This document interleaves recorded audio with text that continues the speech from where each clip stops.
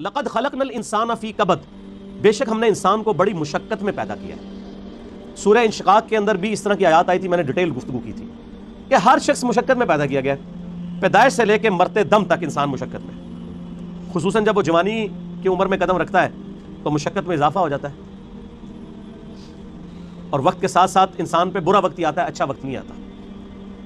انسان کی مصروفیات بڑھ جاتی ہیں، انسان کی تگ و دو بڑھ جاتی ہے، اولاد کی تربیت کا معاملہ، ان کے رزق کا بندوبست کرنا، ظاہر اللہ نے اسباب کے ساتھ چیزوں کو جوڑا ہوا ہے، تو پوری زندگی انسان مشقت کاٹتا رہتا ہے۔ لیکن کامیاب ہیں وہ لوگ جن کی یہ مشقت اللہ کے لیے ہوتی ہے، چاہے وہ اپنے بیوی بچوں کے لیے بھی کر رہے ہیں، لیکن خدا ٹاپ پرائرٹی رہے، اللہ کو ترجیح اول مانے۔ جیسے ہی اللہ کے حوالے سے ترجیح ہٹ گئی تو آپ کی بڑی سی بڑی نیکی بھی زیرو سے ملٹیپلائی ہو جائے گی۔ ایک شخص رزق حلال کما رہا ہے، اس کے لیے نیکی ہے، لیکن اگر اس کی وجہ سے وہ نمازیں چھوڑ رہا ہے، روزے چھوڑ رہا ہے، اللہ کے احکامات کو پامال کر رہا ہے، تو یہ اس کی نیکی پھر کس کام کی ہے؟ وہ تو پھر کئی اور لوگ بھی کر رہے ہیں۔ کیا دنیا میں لاکھوں غیر مسلم ایسے نہیں ہیں جو حلال کما رہے ہیں؟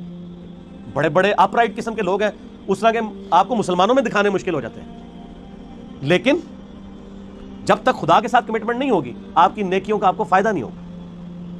تو انسان کو مشقت میں اللہ نے پیدا کیا، ماں کو بھی مشقت اٹھانی پڑتی ہے، باپ کو بھی اٹھانی پڑتی ہے، اور انسان جب یعنی بچپن میں تو اس کی بڑی بادشاہ والی زندگی ہوتی ہے، جو جوانی میں قدم رکھتا ہے اس کی مشقت کا دور شروع ہو جاتا ہے، حتیٰ کہ انسان اس زندگی سے فارغ ہو جاتا ہے۔ اتنی تکلیفیں اٹھانے کے بعد ابھی آخرت کی تکلیفیں باقی ہیں۔ اگر کسی نے دنیا میں اللہ کی مرضی کی زندگی گزاری تو اس کی یہ مشقت عارضی ہے، ہمیشہ کی کامیابیاں اس کا مقدر ہے، اور اگر کسی نے دنیا اپنی مرضی کی گزاری تو یہاں پہ کتنی عیاشی کر لے گا، وہ الٹیمیٹلی مر کے ہمیشہ کی زندگی میں اللہ تعالیٰ کہ حضور اسے ناکامی کا سامنا کرنا پڑے گا، اور ہمیشہ کی مشقتیں، ذلت اور عذاب اس کا مقدر ہونے والی ہیں، وَلِعَوْذُ بِاللَّهِ تعالیٰ۔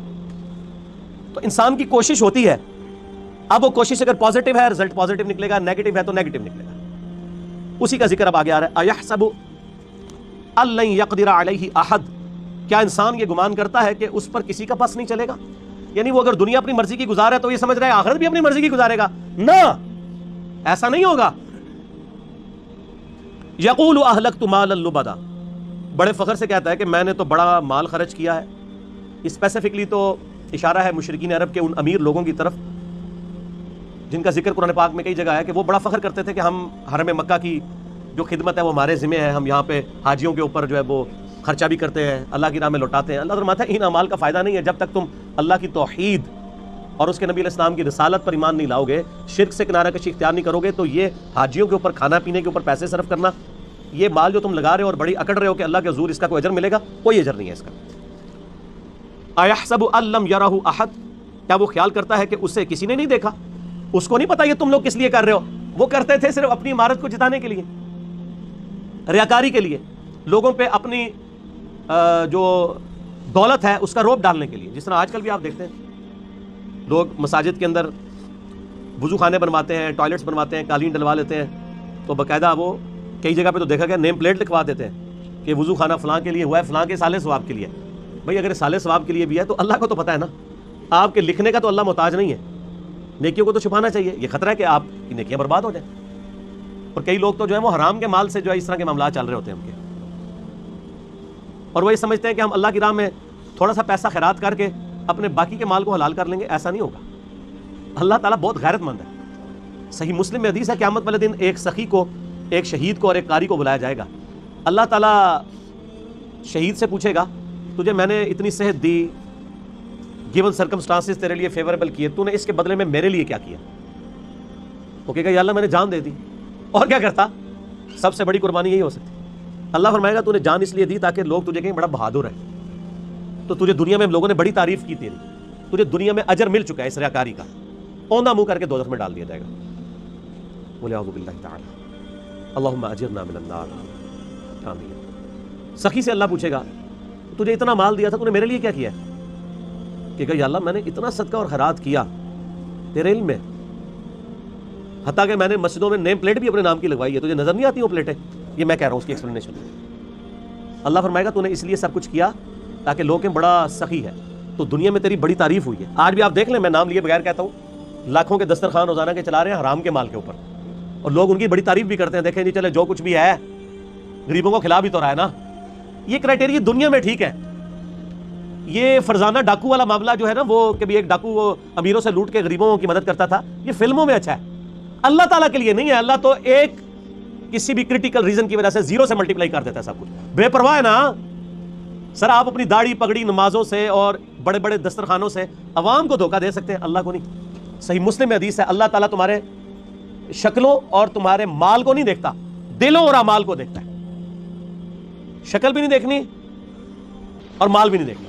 آپ لوگ کیا دیکھ رہے ہوتے ہیں؟ بڑا نورانی چہرہ ہے، اللہ کا کتنا کرم ہے اس پہ، کتنی دولت ہے، اور اللہ کا فرمایا ہے دل اور اعمال، حتیٰ کہ صحیح بخاری میں آتا ہے، اور اس کا ذکر اشارتاً سورہ توبہ میں بھی آیا ہے۔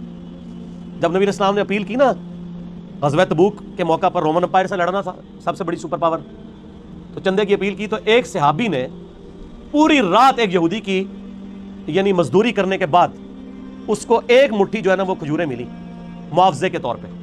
بارٹر سسٹم تھا نا، ضروری نہیں کرنسی ملتی تھی، کھجوریں مل جاتی تھیں، جو کے دانے مل جاتے تھے، گندم مل جاتی تھی،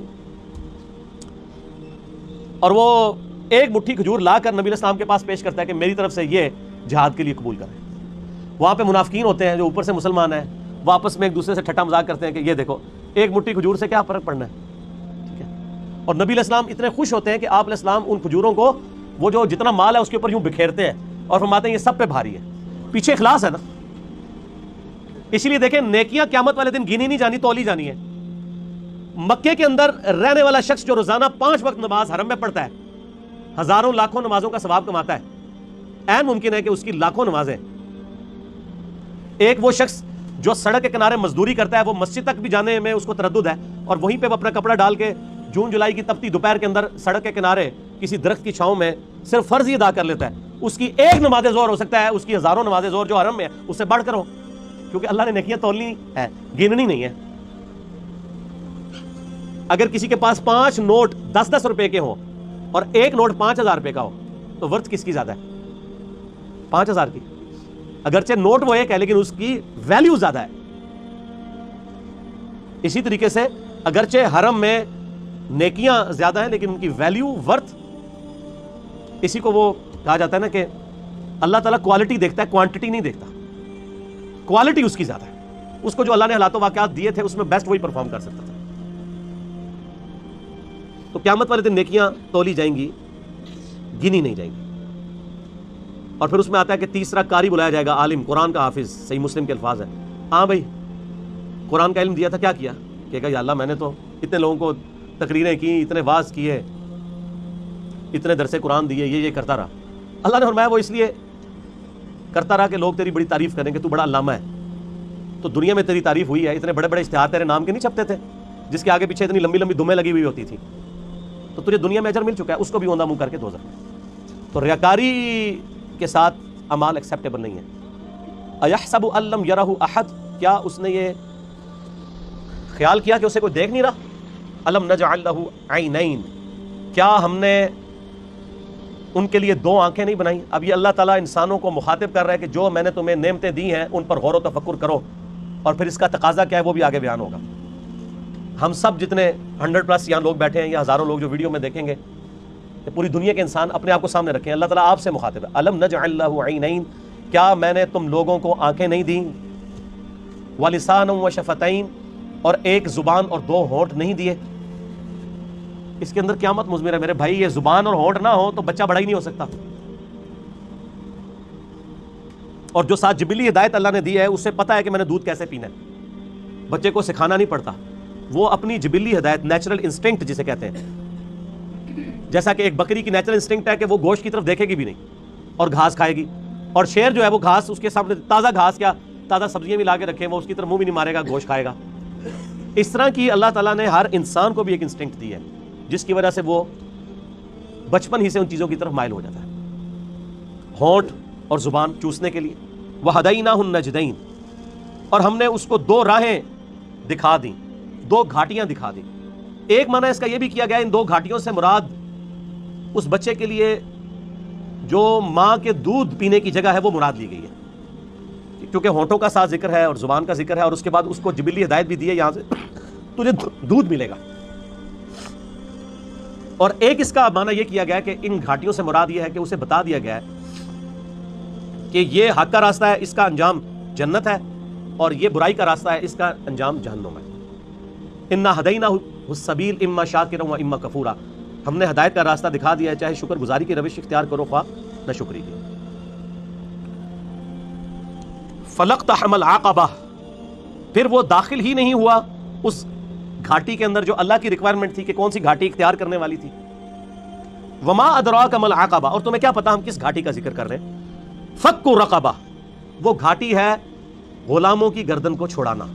میں اکثر کہتا ہوں کہ یہ جو مال خرچ کرنا ہے نا، یہ اللہ تعالیٰ کو اتنا محبوب ہے کہ قرآن حکیم میں نماز کے پیرلل ہمیشہ اللہ کی راہ میں صدقہ کرنے کا ذکر آیا ہے، اور یہاں پہ تو دیکھیں اس سے ہٹ کے نماز کا کہیں ذکر ہی نہیں، اللہ کی راہ میں خرچ کرنا، غلاموں کو آزاد کروانا۔ غلامی کا دور تھا، آج اس کی ماڈرن فارم یہ ہے کہ کوئی مقروض ہے اور آپ کو اللہ نے رقم دی ہے تو آپ اس مقروض کو اس قرضے سے نجات دلا سکتے ہیں۔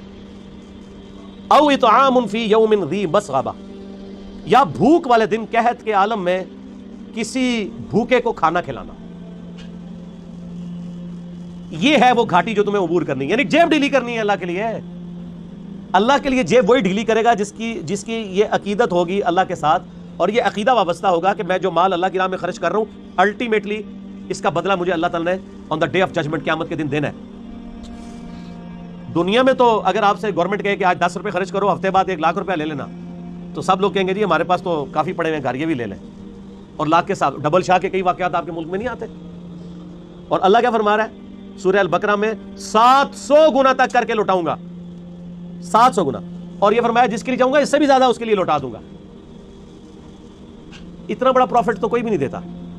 اور اس دن جس دن کی کرنسی صرف نیکی ہے، قیامت کے دن، قرآن حکیم میں کئی جگہ آیا نا، اگر کسی شخص کو یہ اختیار دیا جائے کہ اس زمین اور اس کے مثل اور سونا، پوری زمین جتنا سونا بھی خیرات کر دیا جائے، تو کہے گا یا اللہ میں خیرات کرتا ہوں مجھے دوزخ سے رہائی مل جائے۔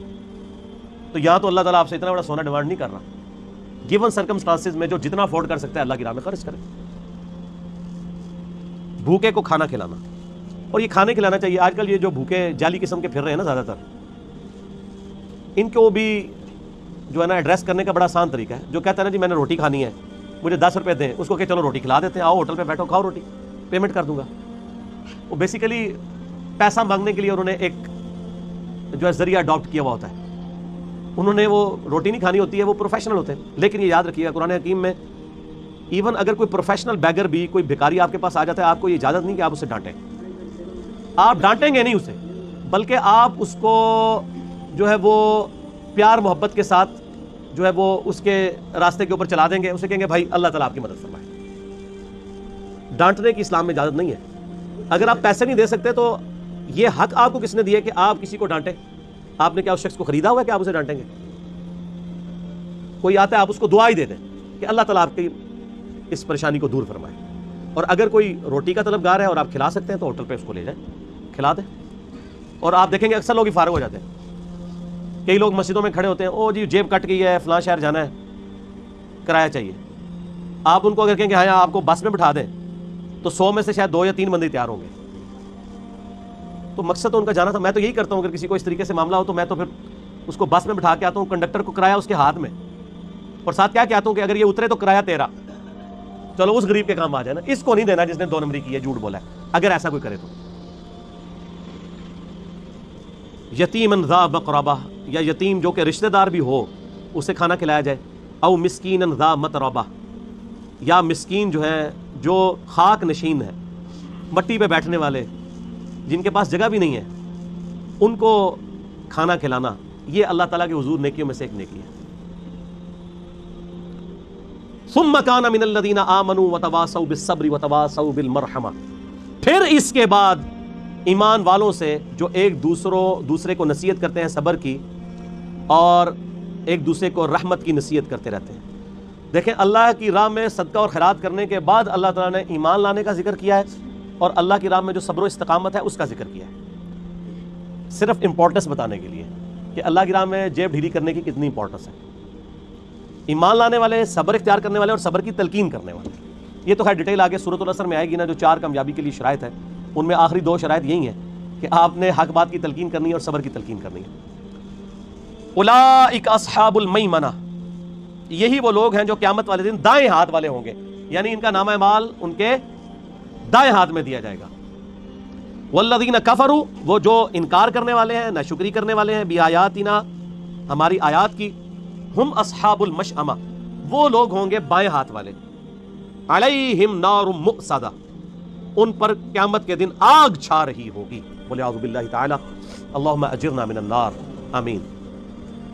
یہ قرآن کا اسلوب ہے کہ جب بھی اہل ایمان کا ذکر ہوتا ہے نا تو ساتھ ہی ساتھ فاسقین کا اور اہل جہنم کا بھی ذکر ہوتا ہے. اہل جنت کا ذکر ہوتا ہے تو اہل جہنم کا بھی ذکر ساتھ میں ہوتا ہے، کیونکہ دونوں چیزیں پیرلل میں ہیں. صرف یہ نہیں ہے کہ میٹھی نیند آپ کو سلا دیا جائے، تصویر کا دوسرا رخ بھی دکھایا جاتا ہے کہ بھائی بڑے معاملات سخت ہونے والے ہیں.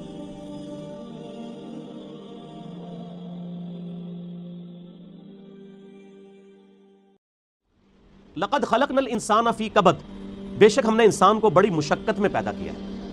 سورہ انشقاق کے اندر بھی اس طرح کی آیات آئی تھی، میں نے ڈیٹیل گفتگو کی تھی کہ ہر شخص مشقت میں پیدا کیا گیا ہے، پیدائش سے لے کے مرتے دم تک انسان مشقت میں.